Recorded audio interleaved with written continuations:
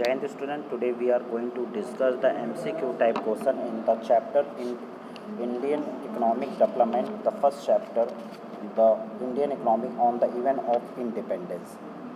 The first question we have, what was the Indian growth rate of the aggregate year output and per capita output during the first half of the 20th century? The options are less than 1% and 0.2% respectively. Next, B less than 2% and 0.5% respectively.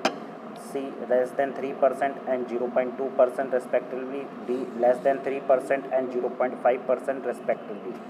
The right answer is that option number B, that is less than 2% and 0.5% respectively. Means जो growth rate हमारा aggregate real output per capita income था during the first of the 20th century वो less than 2% और 0.5% respectively था. The next question, who estimate as considered as the more reliable with regard to estimations of national income and per capita income during the colonial period?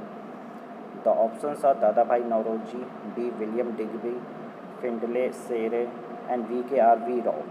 The right answer is option D, that is V.K.R.V. Rao. The next question, Indian economy of the event of the independence, characteristic of the stagnant economy, backward economy, colonial economy, all of the above. So right answer is all of the above. The Indian economy consists stagnant economy also, backward economy, colonial economy, and all of the above economy also. The next question, the main objective of the Jamidar during the land settlement system. Two options are improve the economic condition of the cultivator, improve the crop yield by making the significant contribution in technology and fertilizer. C, collections of rent with no interest in the economic condition of the cultivator, cooperating with the colonial government to improve the condition of agriculture. The right answer is option C, the collections of rent with no interest in the economic conditions of the cultivator. The next question, the main reason of stagnation of Indian agriculture during the British rule was. Options are A, technological deregulation, B, problem of irrigation facilities, C, land settlement system, D, deindustrialization. The right answer is land settlement system is the main reason of stagnation of Indian agriculture during the British rule.